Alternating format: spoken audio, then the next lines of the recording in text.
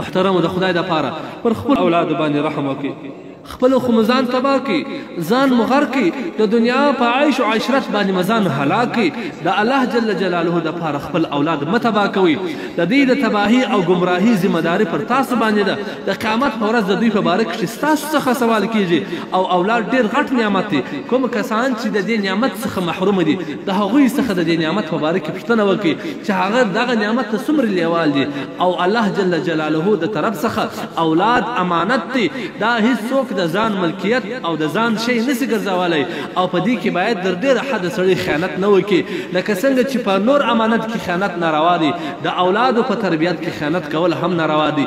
او یاد وساتي که والدین نیک وي، عابد او زاهد وي، تقواداره او لمونځګزاره وي، پرهیزګاره او حلال روزي ګټونکی وي، د حرامو څخه ځان ساتونکی وي، د بل حق نه خوړونکی وي. د دې کسانو اولاد به د وخت د زمانې عمر بن عبدالعزیز په شان باندې، د محمد بن قاسم په شان به وي، د طارق بن زیاد په شان به وي، د قاسم نانوتوي په شان به وي، د احمد شاه ابدالي په شان به وي، د محمود غزنوي په شان به وي، د جلال الدین افغاني په شان به وي.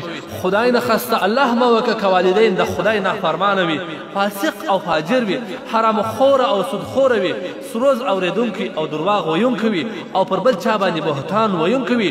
نو د دې انسانانو د دې کسانانو اولاد به د وخت ګلوکار او فنکاره وي، درواغجن او سودخوره به وي، غل او ډاکو به وي، قاتل او ظالم به وي. د خدای دپاره خپل اولاد وژغوري د ظلم څخه، خپل اولادو تربیت وکړي، د خپل اولادو کما حقه تربیت وکړي. او واورئ نبي کریم صلی الله علیه وسلم فرمایي تاسو ټوله د خپل کور شپانیان یاست، د خپلو ماتحتو شپانیان یاست، د خپلو اولادو شپانیان یاست، د خپلو بیبیګانو او د لوڼو شپانیان یاست.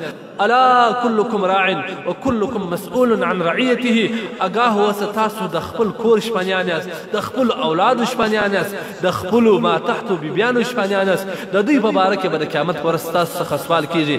الله دې موږ تاسو ته د خپلو اولادو ښه تربیت کولو توفیق راکړي. الله جل جلاله دې موږ ته او زموږ به اولادو ته هدایت وکړي.